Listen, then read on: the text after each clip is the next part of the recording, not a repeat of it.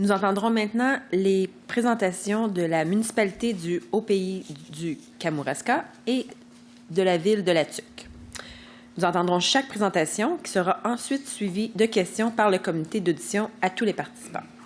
Nous allons commencer avec la présentation de la municipalité du Haut-Pays du Kamouraska. S'il vous plaît, vous présentez votre collègue. Vous avez 10 minutes pour votre présentation. Un instant, vous devez peser sur le... Oui.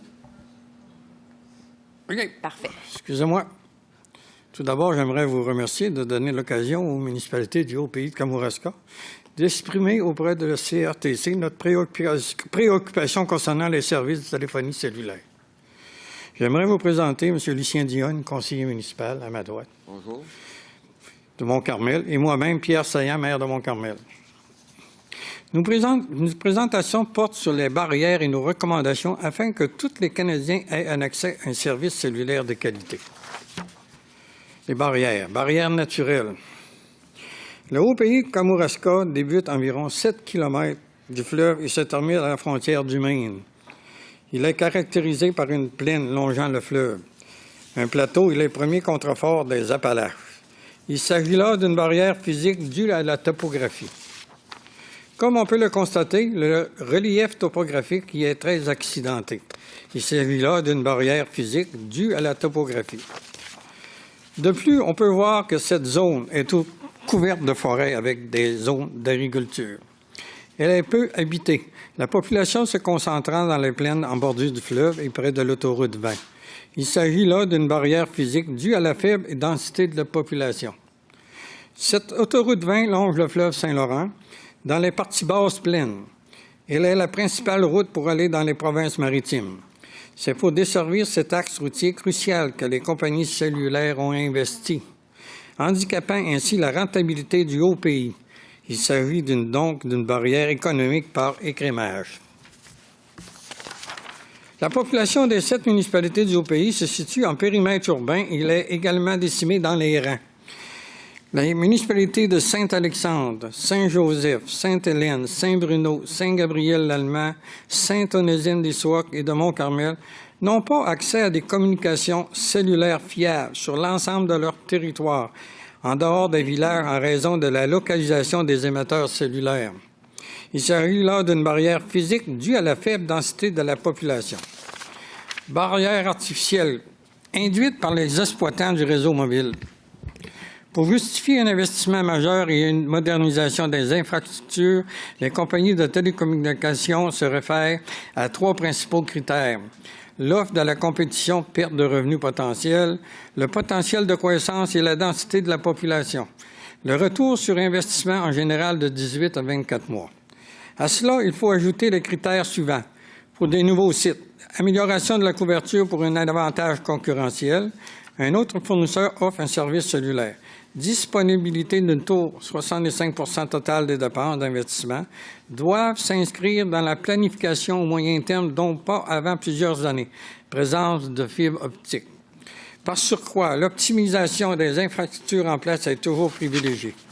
En pratique, le positionnement des tours est validé et approuvé par l'ingénierie, dû à des fournisseurs cellulaires déjà présents. Et cela selon leurs critères. Il en est de même pour l'accès aux tours déjà existants. Les fournisseurs peuvent également prélever des droits d'accès élevés. Ils peuvent de plus induire des délais administratifs leur laissant le loisir d'augmenter leurs offres et de couper ainsi les pieds à la concurrence.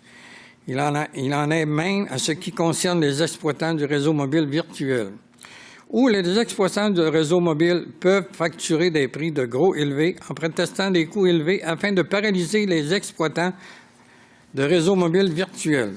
De plus, comme le service cellulaire n'est pas encore considéré comme un service essentiel d'urgence, les compagnies ne sont pas obligées de couvrir les régions éloignées. Recommandation. Le CRTC peut modifier certaines de ces barrières à l'entrée. Cela nécessite une intervention réglementaire du Conseil ayant comme objectif de soutenir l'investissement et la concurrence dans un marché en évolution. Nos recommandations s'articulent selon 3 approches. Le monopole, la subvention et le libre concurrence, et des suggestions concernant les barrières. Les approches. Monopole. Il doit y avoir un monopole seulement lors de l'introduction d'une nouvelle technologie, ce qui entraîne dès lors des disparitions du monopole sur les territoires existants. La technologie existante devient alors libre de concurrence. Cette approche assurerait aux Canadiens l'accès aux nouvelles technologies qui apparaissent constamment dans le monde. Exemple, le 5G. Tout en diminuant les coûts d'accès aux technologies déjà existantes, exemple 4G, une telle approche permettrait aux exploitants de réseaux mobiles de maximiser le retour sur investissement, monopole, tout en stimulant l'investissement de ces nouvelles technologies. Une autre conséquence de la libre concurrence est la diminution des coûts pour le consommateur et l'ajout de nouvelles installations de cellulaires. Après toutes ces années, on doit considérer que l'implantation des tours pour le 4G est terminée pour les exploitants de réseaux mobiles. En effet, ces dernières vont dorénavant investir dans les 5G, là où la rentabilité est maximale. Donc, il revient aux exploitants de réseaux mobiles virtuels et autres de développer la couverture cellulaire additionnelle au Canada. Et cela doit se faire par libre concurrence et la subvention. Subvention. La subvention a sa raison d'être afin de permettre l'implantation de nouvelles tours dans les zones qui ne sont pas encore couvertes. Ces zones sont étendues un peu densément peuplées, se caractérisant par un retour sur investissement faible ou négatif. Les exploitants de réseaux mobiles ayant déjà écrémé les zones les plus rentables, ceux qui sont sur le bord de la route du fleuve, dès ce qu'ils procèdent, la seule façon d'étendre la couverture cellulaire est de subventionner ces zones qui ont été délaissées et qui continueront de l'être par les exploitants à réseau mobile. Il revient donc aux exploitants de réseaux mobiles virtuels d'effectuer ces investissements, lesquels doivent être subventionnés. À cette fin, la création d'un fonds permettrait d'assurer les opérations en territoire non rentable. Les exploitants de réseaux mobiles cotiseraient à ce fonds afin de permettre aux exploitants des tours cellulaires en milieu isolé de ne pas perdre de l'argent.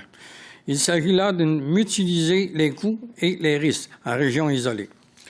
Libre concurrence. Quant à la libre concurrence qui doit exister pour le 4G et les technologies antérieures, on doit obliger les exploitants de réseaux mobiles à donner un accès aux exploitants de réseaux mobiles virtuels, cela dégroupé. Cela a deux conséquences. Premièrement, permettre la libre concurrence sur l'existant et deuxièmement, de permettre l'installation de leurs équipements sur de nouvelles tours, subventionnées ou non, donc d'étendre la couverture cellulaire. De plus, l'existence de plusieurs fournisseurs dans un marché géographique donné est un important indicateur d'un marché concurrentiel. En permettant l'accès aux exploitants de réseaux mobiles virtuels, cette concurrence s'en trouve accrue. Par exemple, l'implantation d'une tour est subventionnée et on invite les exploitants de réseaux mobiles virtuels à venir y installer son antenne. Ici, il est bon de rappeler que l'existence d'une tour compte pour 65 % du total de dépenses d'investissement. Bref, le coût d'accès pour un exploitant réseau mobile virtuel est réduit. Ce coût d'accès réduit peut inciter également plusieurs exploitants du réseau mobile virtuel désirer y installer leurs équipements. Il y a alors l'apparition de la libre concurrence pour les consommateurs canadiens. Suggestion. Subventionner pour contrer les barrières naturelles. Concernant les barrières naturelles où le service cellulaire est actuellement inexistant, le CRTC doit subventionner les entreprises afin qu'elles s'y installent. Ces subventions peuvent être accordées aux exploitants de réseaux mobiles autant qu'aux autres entreprises, avec toutefois un petit bémol en ce qui concerne l'établissement d'un échéancier extrêmement rigoureux pour les exploitants de réseaux mobiles. Nous aborderons cet aspect un peu plus loin. Exploitants de réseaux mobiles subventionnés. Désigner le cellulaire comme un service essentiel d'urgence. Un accès à la téléphonie cellulaire permet non seulement d'attirer des citoyens dans les régions, mais aussi de veiller à la sécurité. Voilà un mois, il y a eu quelqu'un en motoneige qui s'est cassé une jambe et ça a pris énormément de temps pour aller le chercher dans notre forêt. Il y avait un téléphone cellulaire, mais il n'y avait pas de réseau. Cela a pris beaucoup de temps. Ensuite, de même, au mois de mai 2018, 3 personnes ont été portées disparues pendant 4 jours. Plusieurs jours à Mont-Carmel. L'un d'eux y a perdu la vie. Si on avait pu le joindre, on aurait pu y être sauvé. Dans une étude d'ingénierie commandée par plusieurs MRC, dont la nôtre, il semble que si on considère le service cellulaire comme un service essentiel d'urgence, cette considération entraîne l'obligation aux exploitants de réseaux mobiles de couvrir les régions éloignées. En utilisant cette approche, on résout alors plusieurs barrières à l'entrée. Subventionner les concurrents ou exploitants du réseau mobile. Lorsque les exploitants de réseau mobile induisent des barrières à l'entrée, obsolescence, coûts additionnels, sécurité, délais, normes, spécifications techniques, afin de compliquer ou de retarder la tâche aux concurrents. Nous suggérons de subventionner les concurrents si ces derniers couvrent un nouveau territoire. Par exemple, l'installation d'une nouvelle tour qui doit être liée à un réseau existant, ou encore si le réseau déjà existant n'utilise pas le protocole TCP/IP ou il est déjà saturé. Toutes ces barrières empêchent l'exploitant du réseau mobile virtuel d'y accéder. Il en a de même si un tour isolé doit se connecter à la fibre optique d'un concurrent pour permettre aux services cellulaires de communiquer avec l'extérieur de la zone. Ne pas subventionner les exploitants de réseaux mobiles. Ici, il est important de souligner que l'A doit cesser de subventionner les exploitants de réseaux mobiles, car ces derniers utilisent ces subventions pour moderniser en premier leur propre réseau, ce qui aurait fait de toute façon sans subvention. Ils disent alors merci beaucoup pour la subvention. Leur réseau leur donnant déjà un retour sur investissement d'environ 40 %. De plus, il y a l'effet corollaire d'empêcher un concurrent de s'y installer, car ce concurrent n'est pas subventionné, lui. Imposer un échéancier rigoureux aux exploitants de réseaux mobiles subventionnés. Dans notre mémoire, nous avons suggéré d'intervenir lorsque les exploitants de réseaux mobiles introduisent des barrières à l'entrée. Ces interventions doivent se faire par la subvention et le libre accès aux installations des exploitants de réseaux mobiles virtuels, la libre concurrence. Toutefois, si le CRTC devait subventionner les exploitants de réseaux mobiles, que cela se fasse en les obligeant de déposer un échéancier précis associé à d'importantes pénalités pouvant excéder le montant total de la subvention. Un contrôle serré devrait être effectué afin de détecter le plus tôt possible toute tentative de bloquer l'accès aux concurrents non subventionnés. Une autre approche, ce serait de forcer les opérateurs actuels à rendre conformes leurs installations avec un échéancier précis, et cela pour éviter qu'ils ne servent de subvention pour mettre aux normes leur propre réseau. En cas de non-respect, on pourrait également envisager de subventionner un compétiteur pour établir son propre réseau parallèle. De plus, la subvention pourrait être versée une fois les travaux finis. Et fixer les tarifs d'accès pour les exploitants de réseaux mobiles virtuels dégroupés. Il est important que le CRTC fixe les tarifs des exploitants de réseaux mobiles virtuels dégroupés. Si cela n'est pas fait, les exploitants de réseaux mobiles avec leur marché étendu à l'ensemble du Canada peuvent abaisser leur prix dans certains marchés afin de couper l'herbe sur le pied aux nouveaux concurrents qui, eux, ne bénéficient pas du même marché étendu. Cette stratégie pourrait même les amener à la faillite ou, à tout le moins, de se faire acheter par les exploitants du réseau mobile. Conclusion. Si le CRTC désire que le Canada, je dis bien le Canada, continue d'innover, d'avoir une économie vigoureuse et concurrentielle, il se doit de permettre un monopole restreint pour favoriser les investissements dans les nouvelles technologies. Toutefois, le CRTC doit favoriser la concurrence entre les entreprises. Et cela ne peut se faire qu'en diminuant les barrières à l'entrée qu'imposent les entreprises de services locaux titulaires aux divers fournisseurs de services et aux exploitants de réseaux mobiles virtuels. Il en va tout autrement pour les lieux géographiques où les Canadiens n'ont pas accès aux services cellulaires. Dans ces endroits, les entreprises de services locaux titulaires refusent d'y investir par manque d'intérêt. Ces endroits requièrent donc des mesures additionnelles.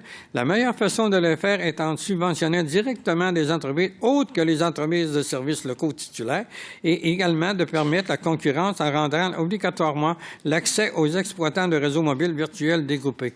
On vous remercie de votre attention. Merci beaucoup. Nous entendrons maintenant la présentation de la Ville de La Tuque. S'il vous plaît, vous présentez vos collègues. Vous avez 10 minutes pour votre présentation. Merci. Alors, bonjour à tous. Mon nom est Pierre-David Tremblay. Je suis maire de Ville de Latuc et du même coup, je suis président de l'agglomération de Latuc. Alors, à mon extrême droite, j'ai Mme Hélène Landlet, qui est directrice des communications pour Latuc. J'ai le directeur général de Ville de Latuc, M. Marco Letiec. Également à mes côtés, à ma gauche, j'ai M. Alex Léveillé, qui est vice-président de Solutions Ambra. C'est les technologies, M. Léveillé. Et à l'extrême gauche, j'ai Mme Julie Boulet, qui est agente de développement économique, mais surtout que probablement que vous reconnaissez parce qu'elle a été ministre dans un gouvernement provincial précédent. Et je dois vous avouer qu'elle a été d'une aide très précieuse pour notre région ces dernières années. Alors, je n'ai pas l'intention de faire la lecture intégrale du document pour des raisons de temps. Je vais demander un petit peu votre indulgence. Je vais probablement tricher un peu parce que je ne peux pas aborder ce sujet-là sans vous parler un peu des faits. Moi, je veux rester plus dans les faits, mais aussi par rapport à la région chez nous, mais qui rejoint l'ensemble probablement de plusieurs communautés, non seulement au Québec, mais au Canada. Alors, on vous remercie, comme le disait précédemment, de nous permettre de donner notre position dans le cadre, bien sûr, de cette consultation. On ne pense pas avoir toutes les hypothèses ou toutes les solutions, mais on veut vous amener quand même de l'eau au moulin. Alors, l'agglomération de Latuc, c'est une des plus grandes villes au Québec, on ne s'en cache pas. Si on regarde toute la question du territoire, c'est 30 000 km², c'est 60 fois l'île de Montréal et c'est grand comme la Belgique. Belgique sont 15 millions, nous, on est 11 000. Alors, c'est différent. On est principalement en milieu forestier et on rejoint un petit milieu urbain, beaucoup de ruralité et beaucoup, comme je le disais, de monde en quartier, bien sûr, en quartier éloigné, divisé. On a beaucoup de petits hameaux. On appelle le Lac-à-Beauce, Rivière-au-Rat, Parent, La Croche. Écoutez, là-dessus, on fournit des services à un quartier qui est à plus de 200 km de son centre urbain. Imaginez les communications, je vais y venir tantôt. On a 2 territoires autochtones, principalement Wamantashi et Obedjowan. Il y a 3500 Autochtones qui vivent dans l'agglomération de Latuc, dont un pourcentage en milieu urbain d'environ 30 %. J'ai une particularité assez spéciale, c'est que j'ai plus de chalets dans l'agglomération de Latuc que j'ai de maisons. Donc, j'ai plus de 4500 chalets et j'ai 4000 environ résidences sur le territoire de Ville de Latuc. J'ai 65 pourvoiries. Fait que vous aurez compris, des pourvoiries, ça offre des services de chasse, de trappe, de pêche. Donc, ça demande un réseau aussi routier important et secondaire. J'ai également 9 ZEC et demi. Les ZEC, c'est des zones d'exploitation contrôlées. Encore là, on parle de nature, de sentiers, motoneige, VTT. On pourrait en ajouter. J'ai un des plus grands terrains de jeu naturels au monde. Alors, la population de l'Agglo, je vous en ai parlé froidement, c'est 11 000 en milieu urbain, mais si j'ajoute les gens de l'agglomération de Latuc, on est 15 000. Alors, les principales activités industrielles, on est mono-industriel, on vit bien sûr de la forêt. J'ai plus de 2000 travailleurs forestiers en forêt, aussi dans des emplois indirects au niveau de la ville. Donc, on vit d'une usine de cartonnage de réputation mondiale, mais aussi un peu de transformation secondaire qu'on appelle des produits alimentaires. D'où le fait qu'on a énormément de difficultés en fonction de nos services Internet qui sont à peu près imprésents, qui ne sont pas beaucoup développés. Donc, on a de la misère à amener de la deuxième transformation. On a de la misère à grossir au niveau industriel. Il y a les routes. Je veux vous parler des routes. On n'a pas, chez nous, c'est pas une question de choix, c'est pas une option. On a une route qui est connue, qui est la 155, du nord au sud, sur environ 325 km, donc qui n'est à peu près pas desservie non plus par la téléphonie cellulaire. Je vais vous en parler. Et vous aurez compris que quand je parle du territoire aussi, on a de nombreuses routes à caractère secondaire, que sont nos routes forestières qui desservent des scieries, des barrages hydroélectriques. Alors, il y a de la présence énormément en forêt. Je ne vous cacherai pas que malgré le nombre de 15 000 habitants dans notre agglomération, l'été, ma population passe de 35 à 40 000 en raison des chalets, mais en raison du travail et de la villégiature. Ça, je pense que c'est important de vous le dire. Si je parle de services Internet et cellulaires, il y a un petit historique. qui nous permet à nous d'avoir vécu certaines frustrations, mais d'avoir également perdu confiance dans les grands distributeurs qu'on appelle Bell, Rogers, TELUS.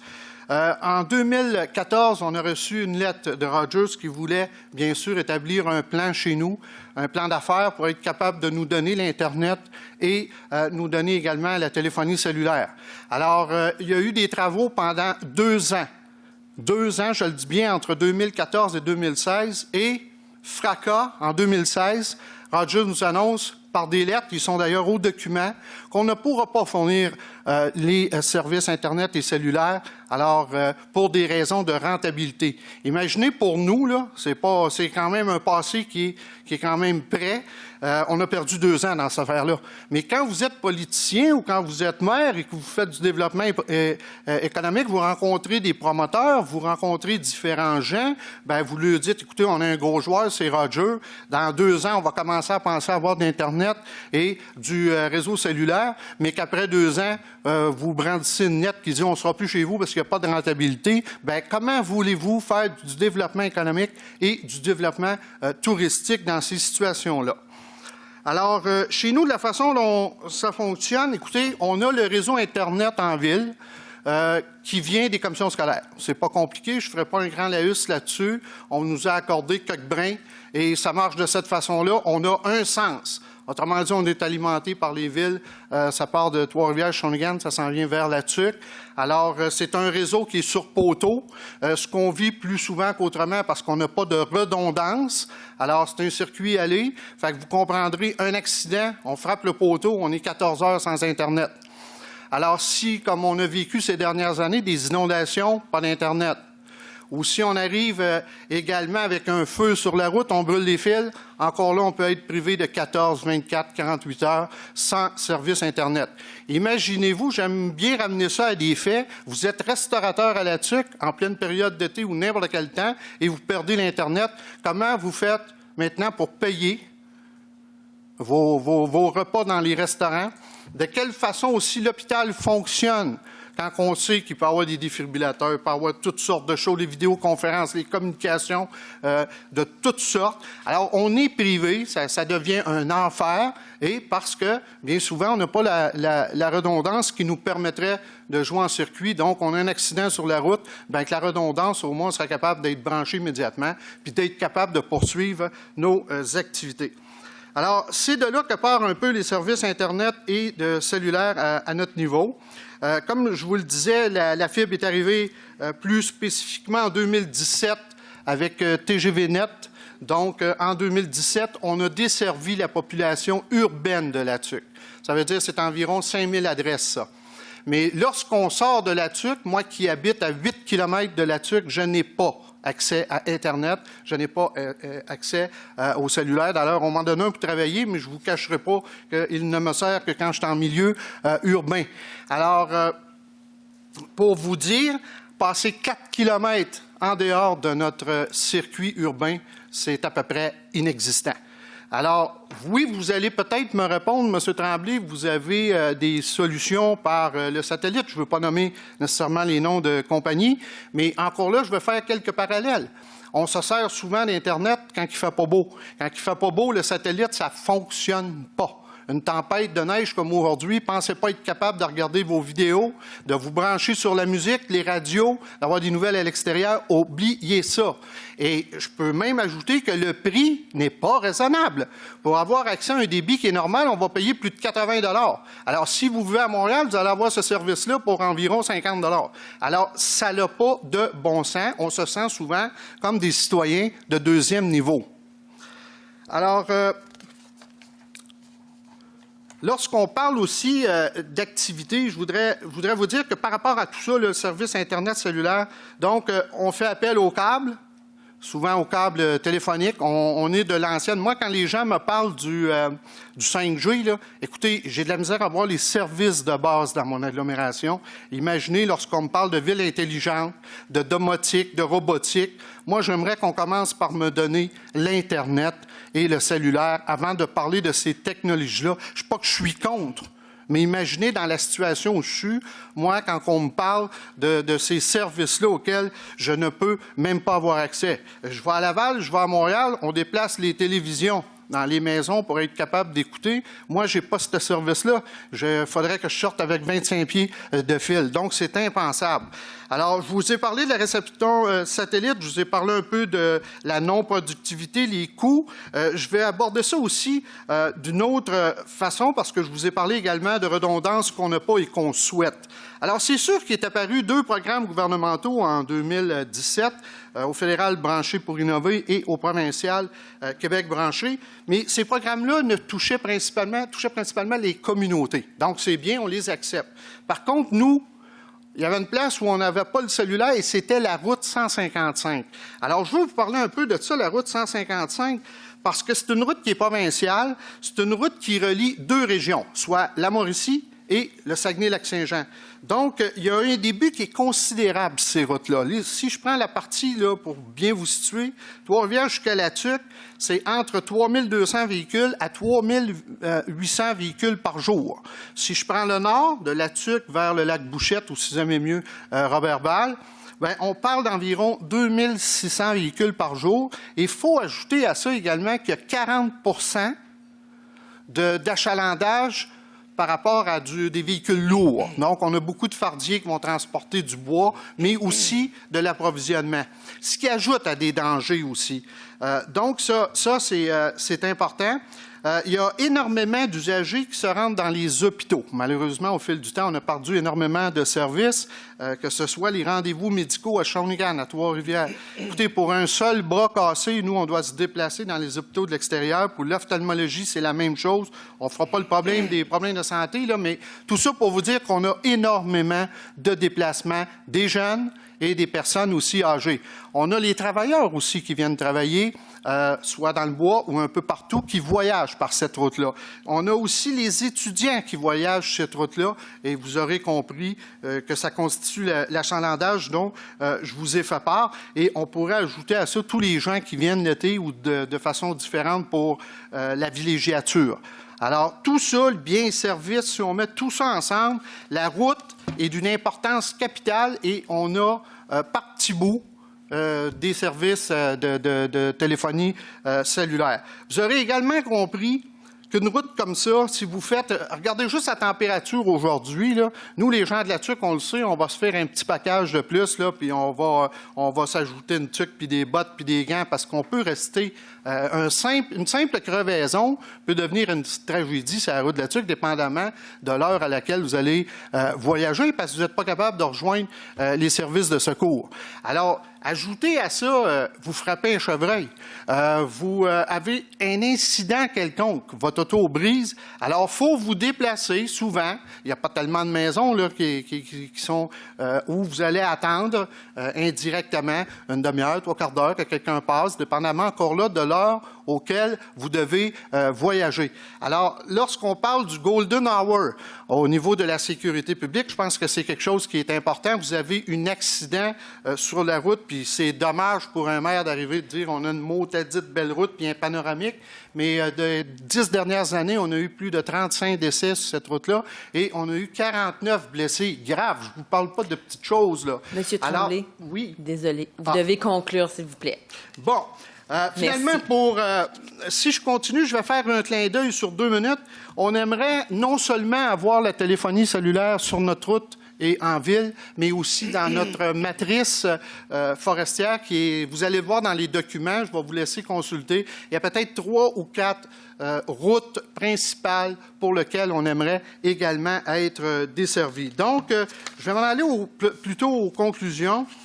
Comme vous l'avez vu à travers les différentes positions, des raisons de sécurité publique, des raisons d'attraction et de rétention, pour des raisons de développement touristique et, bien sûr, à caractère de développement économique, ainsi que pour notre qualité de vie à tous les jours, bien, il faut penser à la formation, j'en ai parlé, les cégeps, les universités, il faut penser à l'efficacité des services de santé qu'on va avoir autrement que par les technologies Internet. Comment voulez-vous développer des PME quand ils viennent chez nous me rencontrer, les promoteurs me disent on n'a à peu près pas d'Internet. Comment voulez-vous aussi, dans les petites régions, j'ai 2 autres municipalités, ouvrir un dépanneur si vous n'êtes même pas capable d'avoir accès à des paiements par carte de crédit? Alors, nos recommandations au CRTC, bien, le CRTC a un rôle essentiel pour jouer et permettre l'atteinte de certains des objectifs dont je vous fais mention auprès des fournisseurs de services en télécommunications pour qu'ils agissent en partenaire dans nos différents projets. Parmi ces recommandations, bien, on aimerait sensibiliser le gouvernement aussi à l'urgence d'agir dans ce dossier et à l'importance d'en faire une priorité en matière de sécurité publique et ainsi de suite.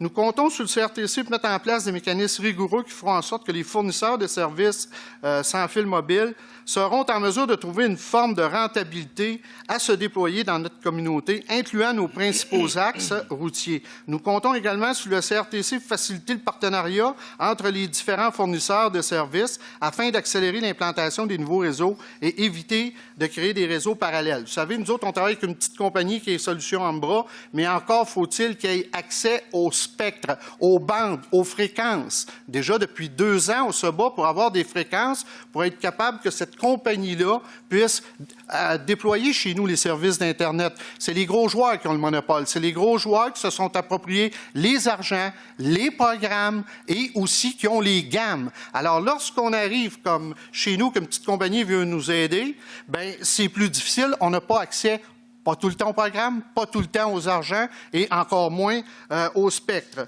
Alors, ce qu'on aimerait aussi, c'est que tout ça puisse se faire en collégialité. On a l'impression que les petits aident les gros, mais le grand frère n'aide peut-être pas sur place les petits frères. Alors, sans aller plus loin, je ne veux pas ambitionner sur le temps. Je vais me permettre d'aller un petit peu plus loin suite à vos questions. Merci. Merci beaucoup. Merci pour votre présentation. Madame Leisner. Bon après-midi, Monsieur les maires et vos collègues. Merci de vous être déplacés aujourd'hui pour répondre à nos questions, surtout pendant une journée de tempête-neige, mais je suis sûre que vous êtes habitués à les tempêtes-neige aussi dans vos régions. Avant que je commence avec mes questions, Monsieur Saillant, vous avez parlé d'un décès dans votre communauté. Et je suis désolée de ce décès dans votre communauté, dans les circonstances tragiques que vous avez racontées. Et j'aimerais transmettre mes sincères sympathies, les sympathies de mes collègues, à la famille de la victime et à la communauté. Alors, je vais commencer avec mes questions au sujet de l'intervention de Vidéotron dans notre processus. Nous avons entendu de la part de Vidéotron, notamment que la province de Québec est de façon générale un marché concurrentiel quand il s'agit des services sans fil mobile. Ceci dit, vos municipalités sont éloignées des grands centres urbains. Alors, j'aimerais savoir si vous jugez que vous bénéficiez de la concurrence qui existe au Québec pour la téléphonie sans fil dans la région où vous avez la couverture. Alors, je vais répondre. Je vais demander à mes gens aussi s'il y a des... Pardon? OK. En fait, quand vous parlez de compétitivité, on ne sent pas ça. Il n'y en a pas. C'est à peu près inexistant. Vous savez, chez nous, pour être capable de connecter les 500 résidences dont je vous parlais en milieu urbain, il a fallu que l'on déploie une petite ville comme chez nous avec 11 000 habitants, plus de 750 000 $ pour permettre à Sogetel de faire les travaux pour avoir, comme je vous dis, la fibre optique. Puis vous savez... Pardon? Effectivement, pour avoir de la concurrence également. Oui. Alors, vous voyez, c'est une indication, là, c'est un fait qui parle de lui-même. Et je comprends les problèmes de couverture que vous avez, dont vous avez parlé, mais j'aimerais savoir, est-ce que vous jugez que les prix des forfaits sans fil dans vos régions sont concurrentiels ou, au contraire, jugez-vous être désavantagés? Très désavantagés et très chers. Écoutez, j'ai vécu pendant 32 ans à Montréal. Et je payais environ pour mes services Internet puis de téléphone, puis à peu près tout, 50-60 $. Alors que uniquement pour l'Internet, avoir un minimum de qualité pour être capable de regarder une vidéo actuellement, là, quand vous traversez 8 km ville de Latuc, ExploreNet, il faut vous payer environ 80 $. Alors, on ne peut pas parler de compétitivité, puis de compétences, puis de compétition à ce moment-là. Puis vous savez, ce n'est pas une option, ça vient du ciel ou ça ne vient pas pantoute. Et une des particularités, j'ajouterai, parce que ça me frappe l'esprit pendant que je vous parle, non seulement on est couvert dans le milieu urbain, peut-être que tantôt on va avoir accès à la fibre optique aussi pour le milieu rural ou le milieu forestier, mais encore faut-il connecter les maisons. Alors, puis pour nous, il est impensable qu'on puisse avoir les moyens, comme municipalité, je vous le dis, là, d'être capable de payer ça quand juste 5 000 adresses en milieu urbain nous ont coûté tout près des millions. Alors, il n'y a pas de compétitivité, il n'y a pas de compétition. Oui. Oui. M. Saillant ou un de vos collègues? Une à la fois, Oh. s'il vous plaît. Concernant la concurrence, M. Saillant, il faut que vous fermez votre micro OK. et votre collègue pourrait. Concernant la concurrence, je vais vous donner un exemple. Lorsqu'on regardait le profil topographique du bas du fleuve, là,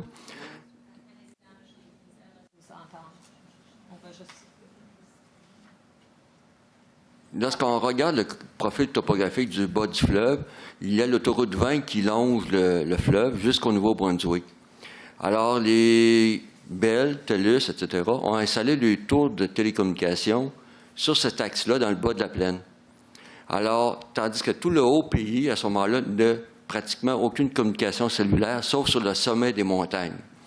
Ce qui fait que lorsque nous autres, à la MRC de Kamouraska, on voudrait établir un réseau de cellulaire dans la haute région, à ce moment-là, bien, ça ne peut pas être rentable parce que ça a déjà été écrémé par les majeurs à ce moment-là le long du fleuve. Si on avait toute la région de Kamouraska, ça permettrait à ce moment-là de mutualiser les coûts, puis de pouvoir avoir un service déficitaire dans certaines régions, mais de compenser par les revenus d'une autre partie à ce moment-là. Alors, lorsqu'on dit qu'il y a de la concurrence, elle est locale tout le temps, la concurrence. Il y a des zones qui ne l'ont pas, la concurrence. Je vais me permettre un commentaire, si vous permettez. En fait, pour qu'il y ait concurrence, ça prend des infrastructures en place. C'est d'ailleurs un des problèmes qu'ils ont en région. Actuellement, c'est pas rentable pour des compagnies, en fait, pour les grands opérateurs, de déployer des infrastructures en place. Donc, de mettre un réseau de fibres, d'installer des tours, de mettre des réseaux micro-ondes, d'aménager les sites pour rejoindre une poignée de personnes. Ce que les gens, ce que ces deux municipalités-là et de nombreux autres ont comme problème en ce moment, c'est que ces investissements-là ne sont pas présents en région. On a des programmes actuellement, comme on parlait du programme tantôt, Connect to Innovate et puis Québec branché, qui ont financé les infrastructures. Par contre, ne permettent pas d'assouvir l'essentiel des coûts d'opération reliés à ces sites-là. C'est essentiellement le nerf de la guerre. À partir de quand on est capable de boucler un budget avec des coûts d'opération, à la limite, on peut même amortir des frais d'investissement sur des équipements, sachant qu'on va les rentabiliser avec des revenus, mais dans des régions où il y a, comme dans le cas de Latuc, parce que je connais bien le cas de Latuc, 11 000 personnes dans un centre urbain et 15 000 sur l'ensemble du reste du territoire que vous avez vu tantôt sur la carte. Ça devient impossible de rejoindre les localités. Monsieur le maire parlait tantôt de fibre optique, parlait de Sogetel, parlait d'autres façons qu'ils ont utilisé le câble pour rejoindre. Faire du last mile avec des infrastructures fixes dans des régions comme celle-là, c'est à peu près impossible. C'est pas rentable d'amener la fibre, d'amener le câble dans chacune de ces maisons-là. Il faut le faire par des infrastructures qui sont centralisées, donc des tours cellulaires. La technologie LTE, par exemple, est un bon médium pour être capable de connecter ces gens-là qui sont très loin. Donc, faire du fixe à fixe, connecter des maisons, apporter l'Internet de cette façon-là devient probablement la seule méthode qu'ils ont à leur portée. Maintenant, à partir de quand il n'y a pas de business case pour une compagnie comme Bell, comme TELUS, comme Rogers, parce qu'ils ont aussi leur infrastructure à supporter, leur propre structure à supporter quand ils installent des tours, leurs propres normes d'ingénierie, tout ça, ça devient très difficile de rentabiliser la construction d'un site comme ça. Pour des petites compagnies comme la nôtre, on est un MNO en passant, la compagnie s'appelle Ecotel, on détient du spectre à travers le Canada, puis notre rôle, c'est de faire des Private LTE Network, mais aussi de couvrir des localités comme Latuc, comme plusieurs autres, entre autres au Québec, on en couvre quelques-unes. Donc, on arrive avec une infrastructure qui est beaucoup plus légère, on coupe dans les coûts, on va chercher des programmes comme ceux-là pour subventionner l'installation d'équipements, et puis on arrive à opérer avec des frais d'opération très bas, en collaboration avec les municipalités, ce qui fait que notre réseau est pratiquement un réseau communautaire. On le détient, mais dans les faits, il est opéré par notre compagnie, mais aussi par des fonds publics. Voilà.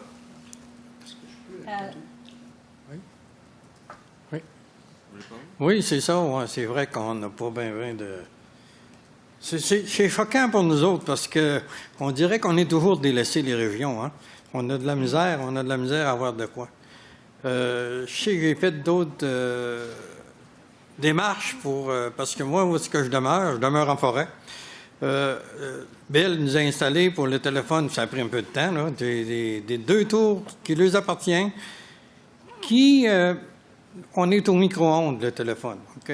Pas de câble nulle part, il marche par micro-ondes. Je les ai dit, j'ai appelé un ingénieur, je les ai demandé, j'ai dit, mettez-moi au moins des appareils qu'après ça, pour qu'on ait du cellulaire, parce que, vous savez, on est en forêt, il y a de la motoneige, il y a des forestiers, tout ça. Mais j'ai eu comme réponse, oui, on va regarder ça. Mais j'ai dit, vendez-moi des vieux appareils de 3G ou peut-être, on va s'organiser, vous installer. Non, j'ai pas eu une réponse satisfaisante. Puis Alors, là, qui sont les principaux fournisseurs? Micro. Ah. Oui. C'est moi maintenant. Non, c'est moi. Mon micro. C'est chacun notre tour. C'est notre 9e journée. Oui, puis j'oublie des choses maintenant. On va vous pardonner. OK, merci, monsieur. Alors, qui sont les principaux fournisseurs dans votre région? Nous autres, c'est Bell, puis il y a Vidéotron qui est dans la municipalité, là, présentement. Mais Vidéotron, ils vont pas... ils ont fait la municipalité, puis Bell est au téléphone. Après ça, il y a de l'Internet aussi, mais c'est entre les deux, là. Ils ne vont pas dans les rangs non plus. Il n'y a pas d'un rang, il n'y a même pas Vidéotron non plus. Est-ce qu'il y a des différences entre la qualité des services sans fil que vous recevez entre Bell et Vidéotron, ou les problèmes que vous avez sont à peu près les mêmes pour les deux fournisseurs? D'après ce que j'entends dire à la municipalité au village, c'est que Vidéotron, oui, ils donnent du bon service, ils ont de l'air à bien aller, mais Bell, la plupart du temps, les personnes, ils s'abonnent avec Vidéotron. C'est peut-être plus facile pour eux autres. Tandis que Bell, je peux pas vous dire, mais je sais que moi, Bell, là, c'est pareil comme on parlerait je sais pas, là, mais on a bien de la misère avec eux autres. OK. Et M. Tremblay, j'ai la même question pour vous. Qui sont les principaux fournisseurs? Qu'est-ce que vous pensez des services sans fil que vous recevez dans votre communauté de ces fournisseurs-là? Il y a des éléments que j'aimerais ajouter à votre questionnement. Vous savez, là, en 2017, pour avoir un compétiteur et être plus compétitif, il a fallu investir la Ville de l'ordre de près d'1 million pour avoir ce GTL, justement en comparaison de Vidéotron. Ça ne se compare pas nécessairement en question de service non plus. Je n'ai pas l'impression qu'on peut énormément développer avec Vidéotron. On va vite aux limites aujourd'hui par rapport à tout ce qu'on voit et tout ce qui se développe. Également, j'aimerais vous amener aussi, quand vous avez parlé tantôt de coûts, vous savez, pour le citoyen, il y a comme 3 formes de coûts. On lui demande de payer pour ses services Internet ou de cellulaire. Nous, la Ville, bien, écoutez, on doit faire des changements. On charge là aussi, via la taxation, les différents services pour être compétitif. Et j'ajouterais même qu'une ville comme chez nous, où on n'a pas accès au cellulaire, bien, moi, il faut que je paye des équipements de radioamateurs. Il faut que je paie des équipements aussi de FM pour aller dans le bois partout. Imaginez, toute ma flotte automobile doit tout être équipée avec ces choses-là. Donc, il y a toujours un coût. J'ai l'impression que le citoyen paye 2 puis 3 fois. Alors, c'est très difficile d'aller chercher un prix aussi qui est compétitif. Alors, M. Tremblay, à votre avis, quels sont les défis les plus importants concernant les services sans fil dans les régions rurales et éloignées? Moi, je vous dirais, si vous me permettez, Madame, je suis Marco Letic, directeur général. En termes de défis, considérant l'éloignement, on a réellement besoin d'un support au niveau, oui, des infrastructures, les gouvernements l'ont bien compris, mais surtout au niveau de l'opérationnalité, comme Alex Léveillé le mentionnait, au niveau du business case. C'est sûr qu'à ce niveau-là, c'est le plus grand défi. Nous, sur l'étendue du territoire, donc la ville de Latuc, c'est 30 000 km², il y a 15 000 personnes. C'est sûr qu'on ne s'attend pas d'avoir nécessairement du cellulaire partout au niveau dans le milieu forestier, mais au niveau des grands axes, considérant qu'on est au bout de l'embranchement, bien, c'est ce qui est le plus dispendieux. Et être en mesure d'offrir de quoi qui est rentable, on ne l'est pas. Vous vous souvenez, à l'époque, la façon que le gouvernement du Québec a créé l'électrification partout, c'était une question de dire, bien, écoute, on va nationaliser avec Hydro-Québec pour être capable d'offrir le service partout au niveau des Québécois. On est au niveau du cellulaire, c'est pas tout à fait la même chose. Au niveau des services sans fil, on est conscient. Par contre, l'enjeu principal, c'est réellement être capable d'avoir un aide financière pour rendre les opérateurs attrayants, qui aient de l'argent pour être capable de donner service aux citoyens. Comme M. Tremblay le mentionnait, nous, juste les citoyens de la TUC payent le cellulaire, payent le taxe, mais moi, comme ville, j'ai des téléphones satellites, j'ai des InReach, j'ai des FM, et j'ai des radios portatifs. Donc, j'ai 4 types de télécommunications pour être capable de rejoindre toutes mes personnes. Et vous savez, le gouvernement du Québec, en tout cas peut-être au niveau du Canada, vous connaissez un petit peu moins, on a l'obligation depuis cet automne de l'alerte à la population. Donc, à partir du moment que j'ai 4200 chalets, donc des gens qui sont soit 3 saisons ou 4 saisons, comment je rejoins ces gens-là en forêt avec l'obligation gouvernementale au niveau des mesures d'urgence? Moi, je suis le coordonnateur aux mesures d'urgence, donc si je n'ai pas de service essentiel, si les grands télécommunicateurs ne sont pas obligés de donner ces services-là, comment je rejoins cette population-là en cas de sinistre, en cas d'inondation, de feux de forêt? Nous, en 2010, on a eu des feux de forêt, il a fallu évacuer la communauté de Wamantashi. On parle de 1500 personnes qui sont toutes descendues à Latuc. Mais au travers de ça, il y avait peut-être 30 000 personnes en forêt, il a fallu évacuer. Donc, c'est réellement des choses qui sont importantes. Donc, c'est réellement d'obliger, via une réglementation, les télécommunicateurs à donner ce service-là et une aide financière aussi pour que ça soit rentable au niveau du business case. Merci. Vous n'avez pas abordé cette question dans vos commentaires, mais êtes-vous en faveur de rendre obligatoire l'accès de gros pour les exploitants de réseaux mobiles virtuels? Parce qu'on a parlé de ça dans cette instance avec d'autres intervenants et je ne suis pas certain de la position de la TUC dessus. Je me permets de répondre pour mes collègues. La réponse, c'est potentiellement oui. Là où je veux en venir, je vous explique ma réponse. En fait, c'est que actuellement, il n'y a pas d'infrastructure. Donc, même si on permet aux opérateurs virtuels d'utiliser des infrastructures réseau existantes, que ce soit celles des grands opérateurs ou même des plus petits, actuellement, on est en train de construire un réseau parce qu'il n'y en a pas. Ouais. Et puis, c'est de là où intervenait ma première intervention, en fait. La chose qu'on pourrait souhaiter, nous, à la place, et puis je vais me permettre de prendre la porte que vous m'avez ouverte, c'est en fait d'obliger, actuellement, le roaming out à partir d'un petit opérateur vers un grand est obligatoire. C'est-à-dire que les grands opérateurs sont obligés de laisser passer le trafic des petits opérateurs sur leur réseau, mais l'inverse n'est pas vrai. Donc, si on construit une infrastructure, nous, notre objectif, c'est pas nécessairement de l'opérer puis de se mettre à faire de l'argent avec ça, mais d'ouvrir une voie de passage pour les télécommunications. Si on rendait, on obligeait les grands opérateurs à utiliser les infrastructures qui sont en place plutôt que de construire, de toute façon, ils veulent pas le faire, c'est pas rentable. On les construit à leur place, puis on leur permet de les utiliser pour aller chercher les revenus qui sont possibles à cet endroit-là, puis de permettre l'itinérance de leurs usagers sur ce réseau-là. Mais automatiquement, ça donnerait l'envie à des villes, des communautés de bâtir des réseaux qui seraient par la suite utilisés par d'autres opérateurs comme Bell, comme TELUS, comme Rogers, comme Vidéotron, comme name it. Donc, à partir de là, on ouvrirait une voie qui permettrait d'apporter de la concurrence dans ces régions-là, et même d'apporter carrément de la communication qui était inexistante. Là. Merci. Et M. Saillant, dans vos commentaires, vous recommandez notamment au Conseil de permettre un monopole sur une technologie, par exemple la 4G, je pense que vous avez dit, jusqu'à l'apparition d'une nouvelle technologie, et vous avez mentionné l'exemple de 5G, et ajouter dans ce scénario, la 4G deviendrait alors une technologie essentielle prescrite, accessible aux concurrents. Est-ce que j'ai bien compris?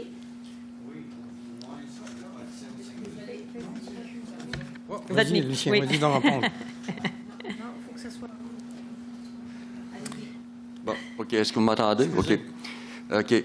Lorsqu'on parle de donner un monopole, on concède un monopole sur la technologie à venir, de façon à encourager ces compagnies-là à constamment être à l'avant-scène de la nouvelle technologie. Ça a un impact à ce moment-là sur le coût au consommateur, parce que si on donne un monopole, évidemment, le monopole est encouragé à augmenter ses tarifs. Alors, de l'autre côté, on dit sur la technologie existante à ce moment-là, exemple, on prend l'exemple de la 5G qui s'en vient, ça veut dire à ce moment-là que la 4G devient ouverte à ce moment-là à tout le monde, à la libre concurrence à ce moment-là. Donc, vous avez les deux choses, les deux principaux avantages qui se mettent en place à ce moment-là au niveau des télécommunications au Canada. Évidemment, là, on parle de la 5G, mais dans le futur, il va y avoir la 6G. Les Chinois en parlent un petit peu entre eux autres. Alors, ça voudrait dire à ce moment-là que plus tard, la 5G deviendrait ouverte à ce moment-là à la libre concurrence à ce moment-là. Alors, dans votre exemple, ça serait l'entreprise qui aura le 5G, qui aura un monopole. Exact. OK. Et qui, selon vous, devrait opérer un tel monopole? À ce moment-là, OK, ça fonctionnerait de la même façon qu'on fonctionne actuellement par la vente aux enchères de spectres de fréquence et de région, aussi par région. Maintenant, il y a un petit bémol.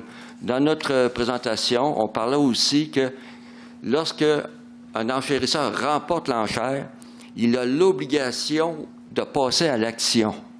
Ça veut dire qu'à ce moment-là, comme exemple, dans le cas de la TUC, il avait l'obligation, Rogers, d'implanter son réseau. Il ne l'a pas fait. Donc, à ce moment-là, il faudrait qu'il y ait aussi, dans ce genre d'enchère-là, une pénalité associée à ça. De façon à dire, non seulement ça vous coûte zéro, mais en plus, ça va vous coûter de l'argent de ne pas l'avoir fait. Parce qu'il faut bien comprendre que moi, je me mets à la place, puis je ne pense pas que ce soit des démons, mais je me place à la place de Rogers, exemple. Bon, bien, en prenant un spectre dans une région, j'enlève l'opportunité à d'autres concurrents de venir prendre cette région-là. Je la bloque. Alors, ça a cet aspect-là là, qui est... c'est pour ça qu'il faut essayer de lutter en partie contre ça, en les obligeant, mettons, à établir un échéancier serré et qui peut être suivi aussi à ce moment-là. Alors, ça serait le prix d'un monopole. Exact. Oui, parfait. Vous avez aussi recommandé d'intervenir lorsque les titulaires introduisent des barrières à l'entrée et vous donnez des exemples généraux à cet égard. Lorsque vous parlez d'entreprises de services locaux titulaires, faites-vous référence aux entreprises nationales de services sans fil? Oui, nous faisons référence à eux autres à ce moment-là. Okay. Nous avons entendu de la part d'autres intervenants avant vous de possibles barrières à l'entrée, certaines ayant présenté des anecdotes, et je pense que vous avez en parlé aussi.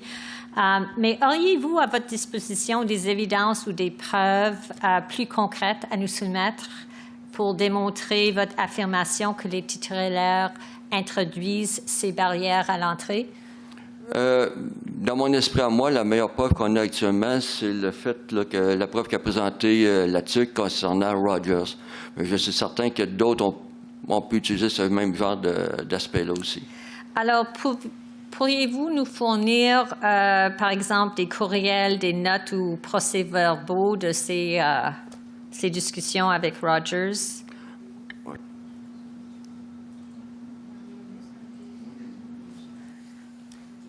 Me permettez-vous de vous dire que dans le dossier qu'on vous a soumis, vous avez les lettres de Roger, soit en 2014 lorsqu'il se présente Parfait. pour prendre le plan de déploiement, et en 2016 le refus. Si vous avez besoin davantage de communication à ce niveau-là, on va être en mesure de vous les fournir. OK, parfait. Merci, monsieur. Et concernant l'enjeu de l'accessibilité des forfaits cellulaires pour les citoyennes qui sont peut-être à faible revenu ou autrement vulnérables, considérez-vous que le Conseil a un rôle à jouer afin de s'assurer que les services sans fil mobile leur soient accessibles au niveau des prix ou la qualité de service?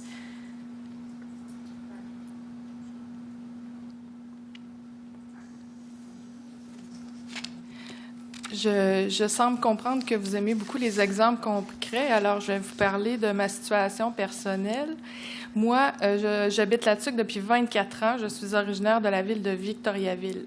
En m'installant à la Tuque, je n'avais qu'un seul fournisseur possible, que ce soit pour le téléphone, pour l'Internet, pour la téléphonie cellulaire. Là, c'est un petit peu plus large, mais surtout téléphone, Internet et télévision. Donc, on n'avait que Télébec, qui aujourd'hui est devenu Bell.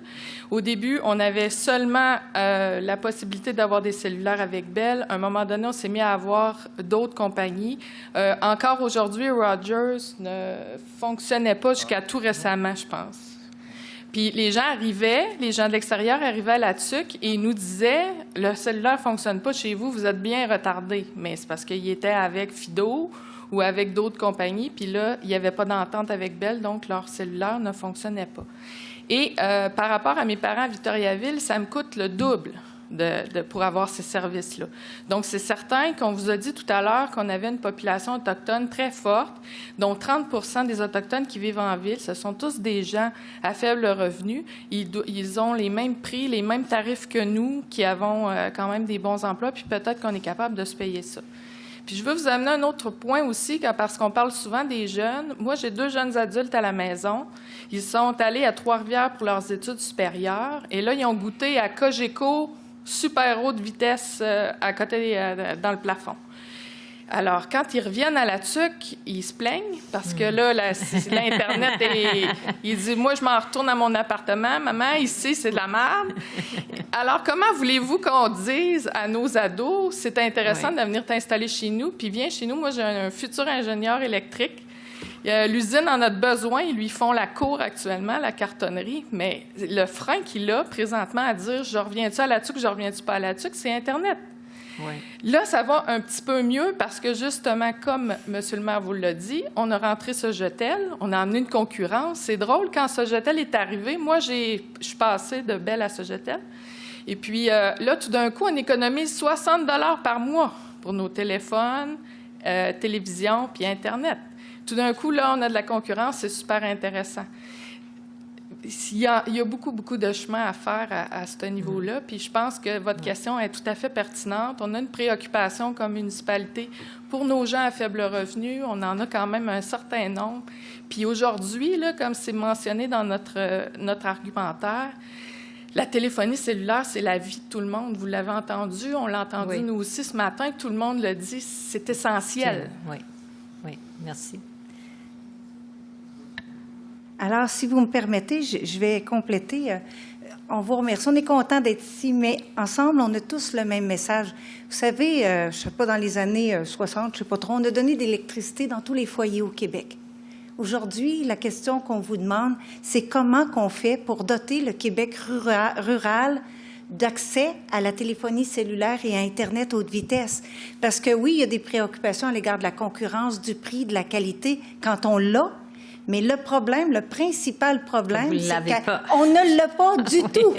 Autant sur les grands réseaux routiers qui relient 2 régions que sur l'ensemble des territoires, ce qu'on appelle les territoires non organisés, où il y a près de 5000 chalets, notamment dans l'agglomération de Ville-de-la-Tuque et dans le Bas-Saint-Laurent.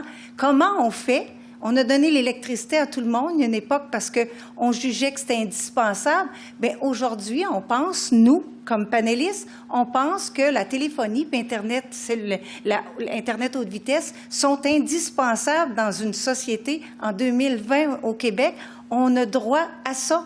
Comme les gens qui habitent à Montréal, à Québec, à Ottawa et à Vancouver, on a le droit, même si on a choisi de vivre dans le Québec rural, d'être connectés et d'avoir ces services-là. Alors, comment on fait? Comment le CRTC peut nous aider par sa réglementation, par ses leviers, je ne dirais pas nécessairement financiers, mais en lien avec le gouvernement fédéral? Comment vous pouvez nous aider à faire en sorte que ces services-là nous deviennent accessibles? C'est l'essentiel de notre message aujourd'hui. Merci beaucoup. Alors, je laisse la parole à mes collègues. Monsieur le Président. Bonjour, merci beaucoup de votre présentation, d'être ici aujourd'hui. On vous a bien entendu et le message est clair. Je voulais creuser un petit peu sur votre proposition d'un modèle collaboratif où il y aura une aide financière quand même nécessaire pour combler les coûts opérationnels. Selon vous, est-ce que ça serait une aide qui est nécessairement une aide gouvernementale ou est-ce que vous suggérez que ça soit une obligation de l'industrie qui fournit les services ailleurs? Je vais me permettre de répondre encore une fois pour mes collègues. Donc, une des avenues qu'on avait vues par rapport à ça, c'est, vous savez, dans la deuxième moitié du 20e siècle, on a apporté la téléphonie en région. Donc, les lignes téléphoniques de cuivre se sont rendues dans les maisons. Puis ça s'est rendu au moyen d'un système de redevance qui avait été mis en place, qui était très efficace. D'ailleurs, il a fait la job. Et puis, on se retrouve maintenant, à peu près 70 ans plus tard, avec le même problème avec le sans-fil.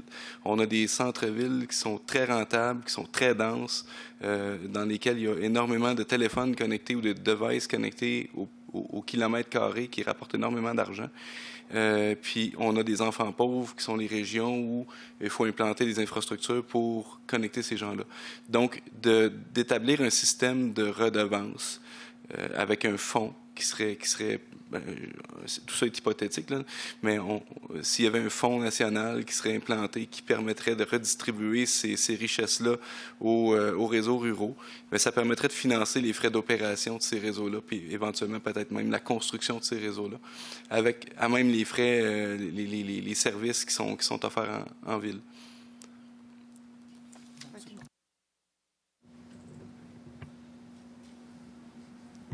Allez-y. J'ajouterais peut-être, je suis dans le même sens que mon collègue Alex. Vous savez, quand vous parlez des gouvernements pour financer, c'est toujours des argents publics. Alors, on aimerait bien qu'il y ait une participation aussi de l'industrie, que ça soit réellement partagé, que ça arrête toujours de venir du public. Et vous savez, on en demande aux provinciales, on en demande au fédéral, on en demande dans nos municipalités. On a de la misère à boucler nos budgets, mais on pense qu'il peut sérieusement avoir, à partir du cellulaire et de l'Internet, avec les profits que font les gros joueurs, ces compagnies-là, faut qu'ils soient en mesure de partager. Ça, c'est clair à mon niveau. Allez-y. Oui. J'aimerais compléter. On a discuté entre nous autres d'un régime de mutualisation des coûts. En fait, on a parlé de péréquation aussi. C'est-à-dire que la plupart, si on veut, les équipements physiques, les installations à ce moment-là, il est facile pour les gestionnaires de tours cellulaires d'établir les coûts à ce moment-là, puis de voir à ce que les zones rentables viennent combler les déficits occasionnés par ces tours-là. Autrement dit, on se trouve à séparer l'infrastructure physique de l'infrastructure technologique, de haute technologie. Ce qui permettrait à ce moment-là aux exploitants de réseaux mobiles virtuels de pouvoir fonctionner à la grandeur du Canada et d'offrir aussi des prix plus concurrentiels. Alors, c'est une autre approche à ce moment-là qu'on n'a pas élaborée, on n'a pas approfondi parce que on s'est penché récemment là-dessus. Ça fait que ça donne une bonne piste de réflexion là-dessus. Est-ce que vous connaissez des modèles semblables qui existent avec d'autres municipalités qui ont eu peut-être des enjeux à avoir des services d'infrastructure? Je peux parler pour l'exemple la MRC de Témiscouata. Les autres aussi ont eu cette problématique-là. Ils ont d'ailleurs soumis en mémoire au CRTC. Ce qui arrive, c'est que, exemple, Mont-Carmel, c'est une municipalité d'un peu plus de 1000 habitants. Alors, on dispose de très peu de ressources pour construire un argumentaire, pour venir présenter cet argumentaire-là au CRTC. Par rapport au majeur, là-dessus, qui est un petit peu plus favorisé, mais encore là, ça demande beaucoup de temps et d'énergie là-dessus. Et lorsque je parle de ressources, c'est aussi des ressources technologiques aussi pour le faire.